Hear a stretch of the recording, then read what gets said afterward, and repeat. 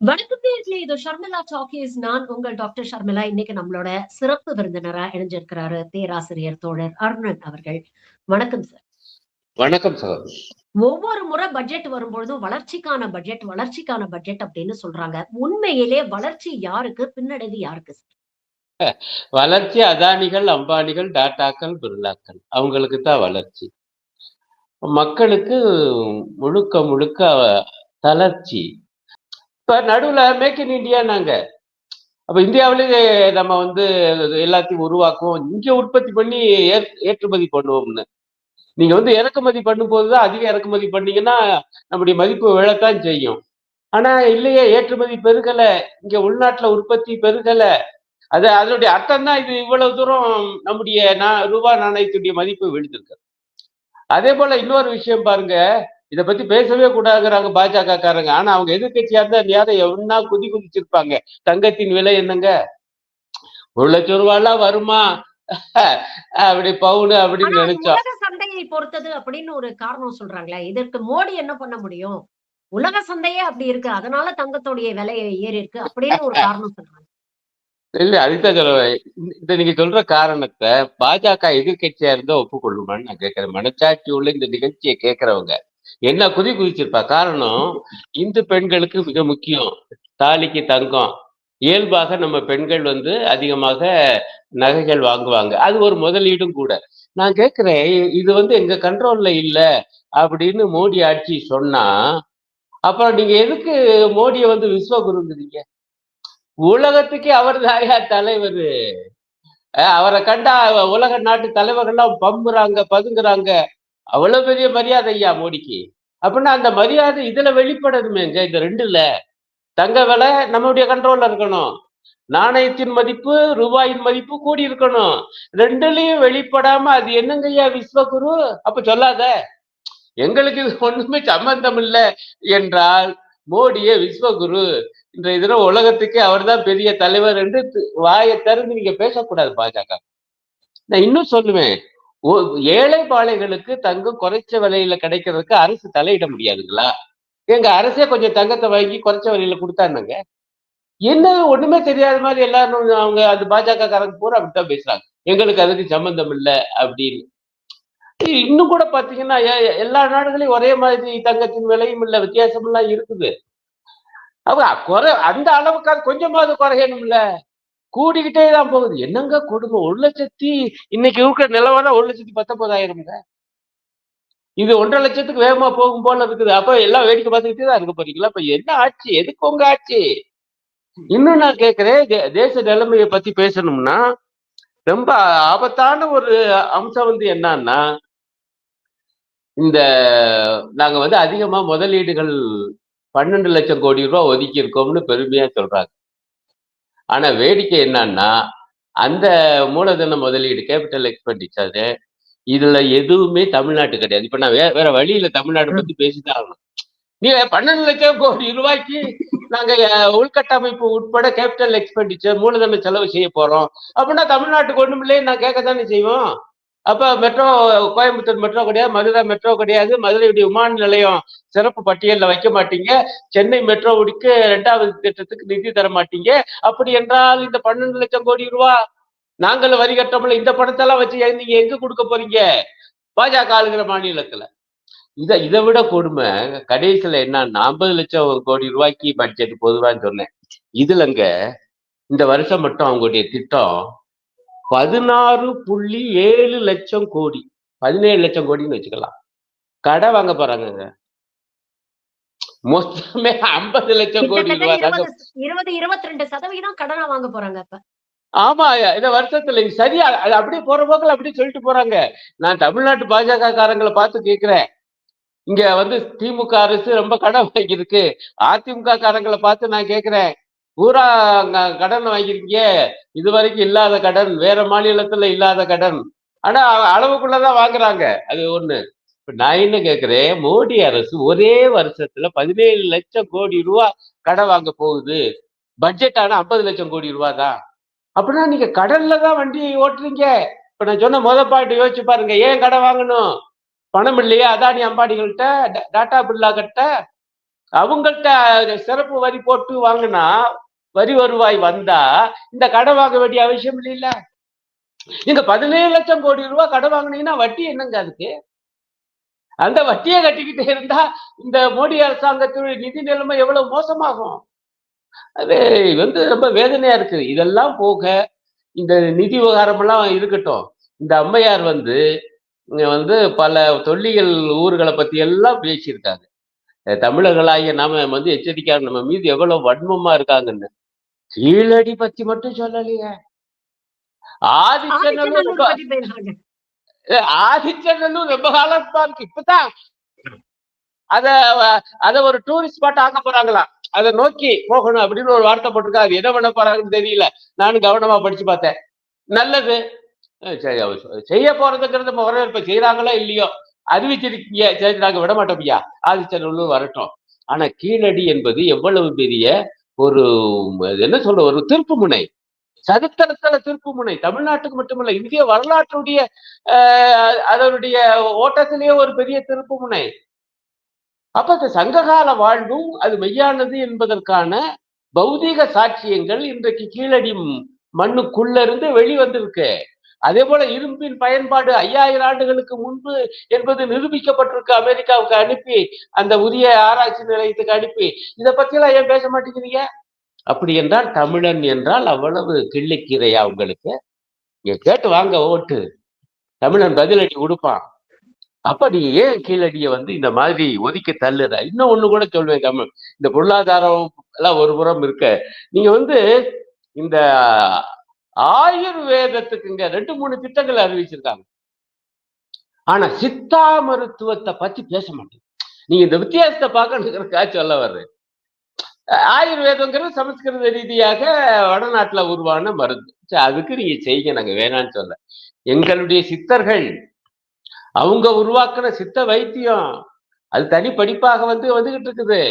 அதுல ஒன்றிய அரசின் பங்கு என்ன?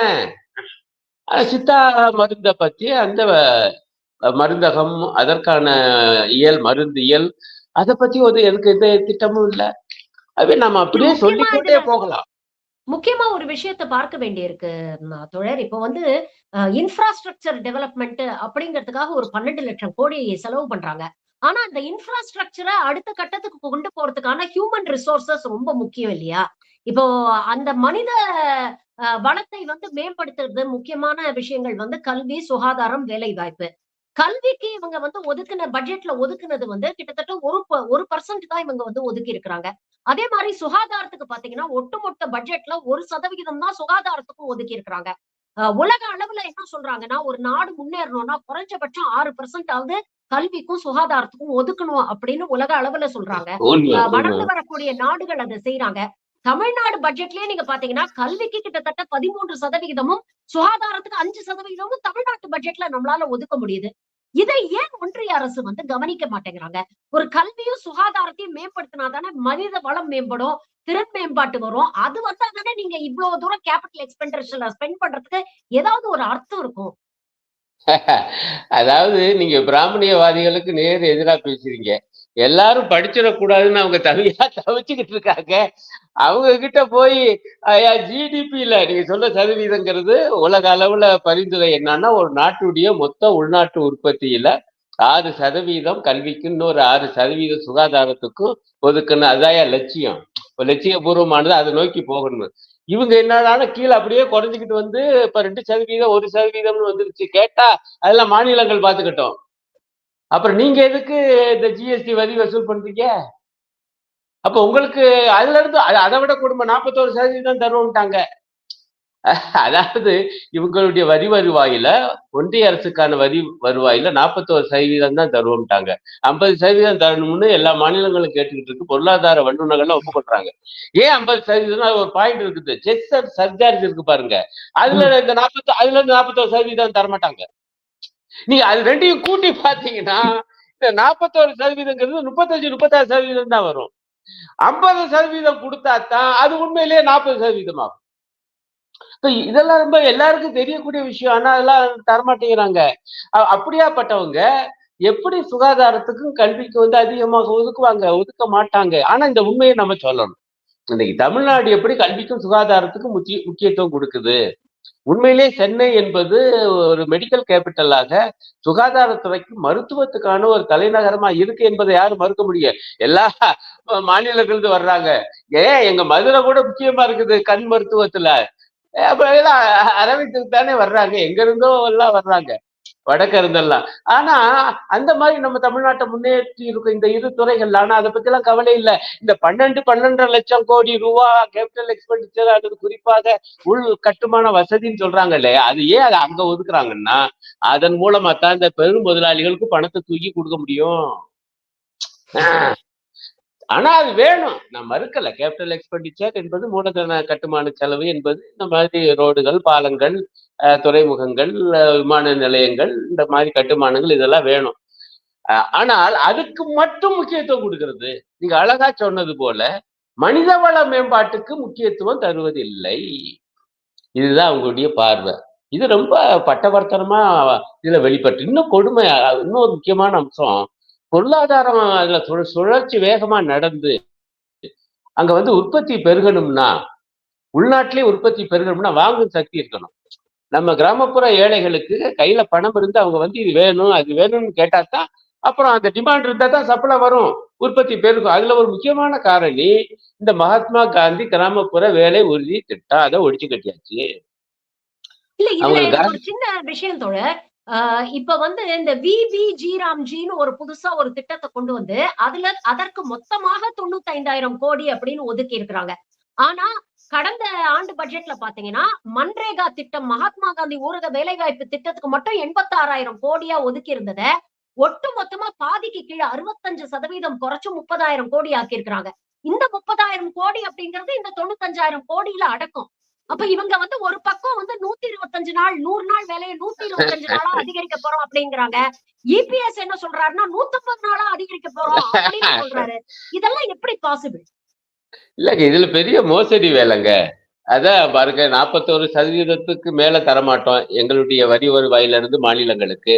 ஆனா இந்த மாதிரி திட்டங்கள்லாம் நாங்க 100% கொடுத்துக்கிட்டு இருந்தோம். இந்த காந்தி ஊரக திட்டத்தை அதை வந்து என்ன பண்ண போறோம், இனி 60% தருவோம், நீங்க 40% போடணும். ஆனா உங்களுக்கான அந்த நிதி பகிர்வை கூட்ட மாட்டோம். எவ்வளவு கொடுமை ஒண்ணு. சரி, நீங்க அந்த இப்ப 60% தர போறாங்க, அது உறுதி கிடையாது. அவங்க தர்றதை வச்சு எத்தனை நாளும் அவ்வளவுதான். சும்மா 125 நாள் வரைக்கும் தரலாம். பணம் இருந்தா தானே 125 நாள் வேலை வாங்க முடியும். எங்க கட்சியுடைய அறிக்கையில கூட ஒரு முக்கியமான பாயிண்ட் சொல்றாங்க, நீ 125 நாளுங்கிற மொத்தம் எத்தனையோ கோடி பேரு அதுல வேலைக்கு போறாங்க. அப்படி பார்த்தா எங்க கட்சியுடைய கணக்குப்படி 4 லட்சம் கோடி ரூபாய் ஒதுக்கிருக்கோம். அப்பதான் 125 நாளைக்கு இவ்வளவு பேருக்கும் தர முடியும். ஆனா ஒதுக்கி இருக்கிறதுக்கு 1 லட்சம் கோடிக்கு கம்மி, நீங்க சரியா குறிப்பிட்டது போல. அப்ப 25% தான் ஒதுக்கிறீங்க. இதுல எப்படி நீங்க 125 நாளுக்கு வேலை இத்தனை கோடி பேருக்கு தர முடியும்? நீங்க தர போறது இல்ல. இவ்வளவுதான், 85,000 ரூபாய் தான், அல்ல 90,000 ரூபான்னு வச்சுக்கோங்க, இவ்வளவுதான் தருவோம். அதுக்குள்ள பாருன்னா அதுக்குள்ள எப்படி ஒரு 50 நாள் 60 நாள் கூட வராது. ஆனா 125 நாள், அதுலயும் 40% முதல்ல மாநில அரசு செலவு பண்ணணுமா, அப்புறம் தான் 60% அது வருமா. இதெல்லாம் வந்து எவ்வளவு மோசம். அப்ப மக்கள்கிட்ட பணம் இருக்காது. பணம் இல்லை என்றால் டிமாண்ட் இருக்காது, பொருட்களுக்கான தேவை இருக்காது. தேவை இல்லை என்றால் சப்ளை கிடையாது, சப்ளை இல்லை என்றால் உள்நாட்டில் உற்பத்தி கிடையாது. ஆக இது எந்த வகையில பார்த்தாலும் இது பளிச்சுன்னு சொன்னா இது வந்து மோசடி பட்ஜெட். இது மோசடி பட்ஜெட், மக்களை ஏமாற்றுகிற பட்ஜெட்.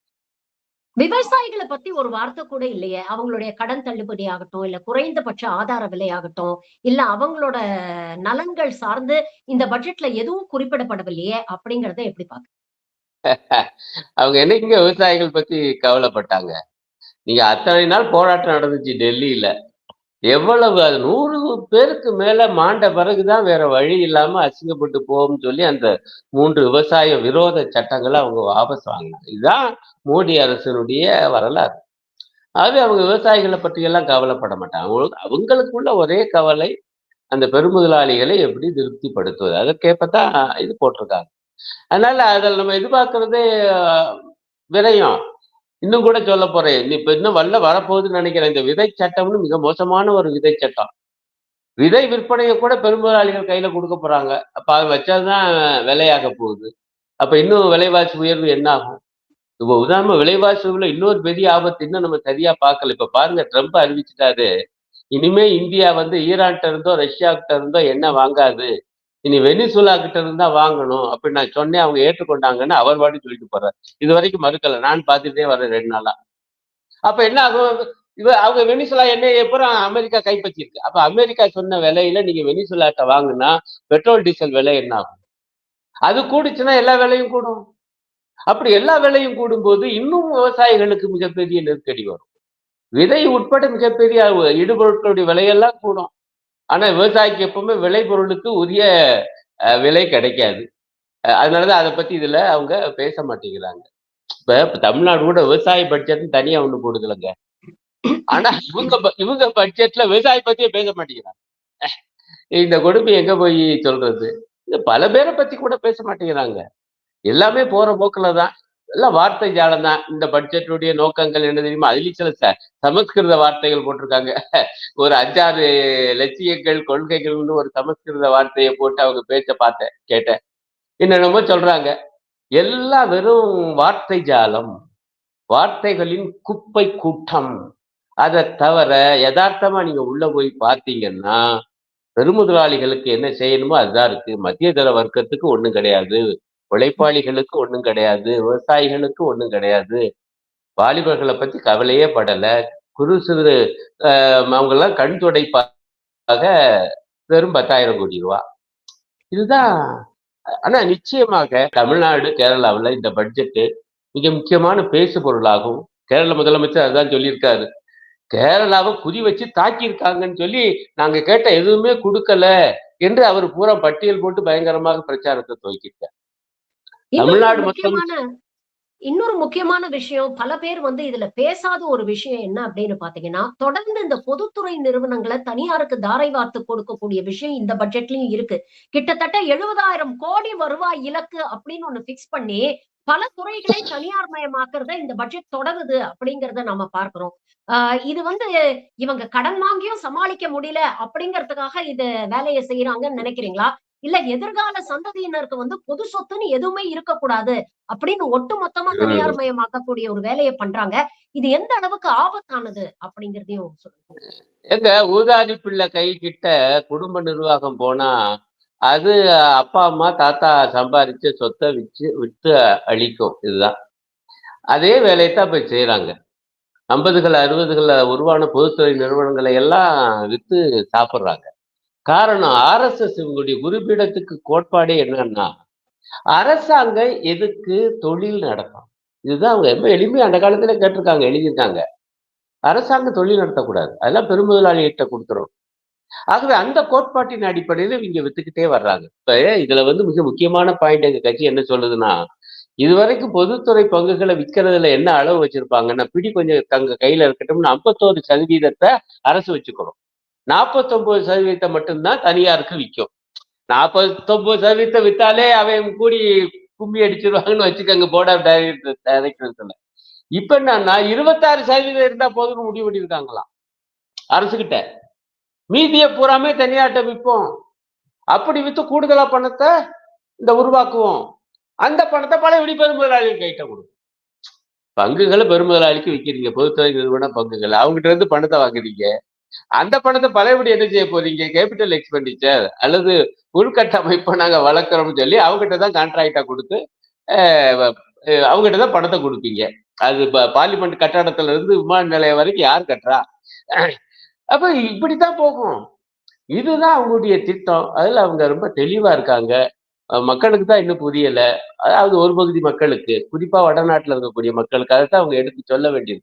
பொதுத்துறை நிறுவனங்கள் என்பது அத வந்து வெறும் தொழிலா பார்க்கக்கூடாது. லாபத்துக்கான நிறுவனமா பார்க்கக்கூடாது.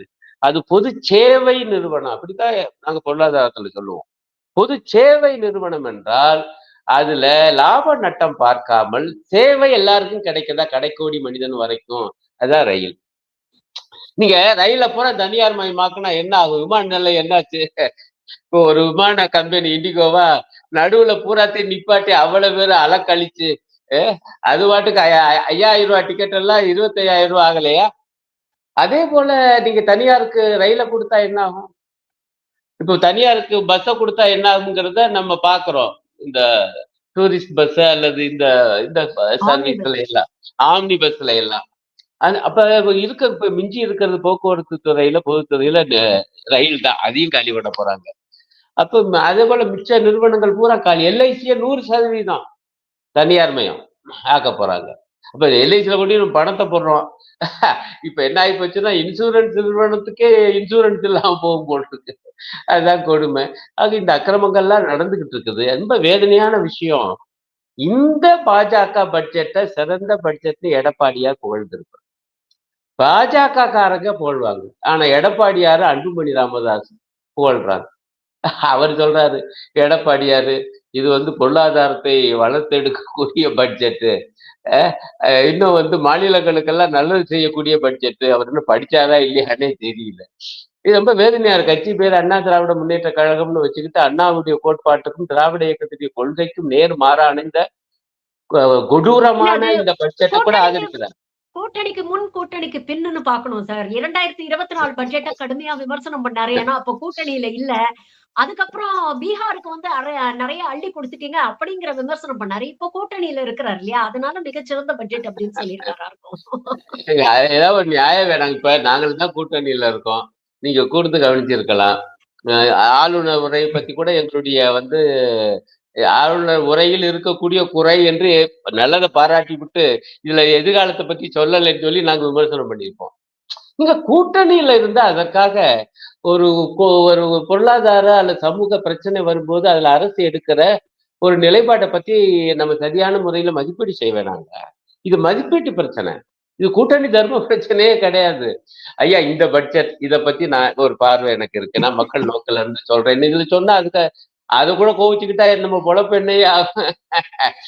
இது ரொம்ப கொடுமைங்க. ஒரு தமிழ்நாட்டுக்கார அம்மா 9வது முறையாக பட்ஜெட் ஆகும்னு ஒரே பெருமை. தமிழ்நாட்டுக்கு மிக முக்கியமான செய்தி அவங்க சொல்லியிருக்காங்க அப்படின்னு நேத்து காலையில இருந்து அவங்க பட்ஜெட் வாசிக்கிறதுக்கு முன்னாடி வரைக்கும் அதிகாலையில பாத்தீங்கன்னா ஒரே பேச்சு. என்ன பேச்சுன்னா, தமிழ்நாட்டுல இருந்து வந்திருக்கக்கூடிய நிதி அமைச்சர் தமிழ்நாட்டுடைய ஒரு முக்கியமான அடையாளத்தை உலகம் முழுக்க கொண்டு போயிட்டாங்கன்னு பூரா. என்னடான்னு பார்த்தா, அவங்க தஞ்சாவூர் பட்டுச்சேலை கட்டி இந்த உரையை வாசிக்க ஆரம்பிச்சிருக்காங்க.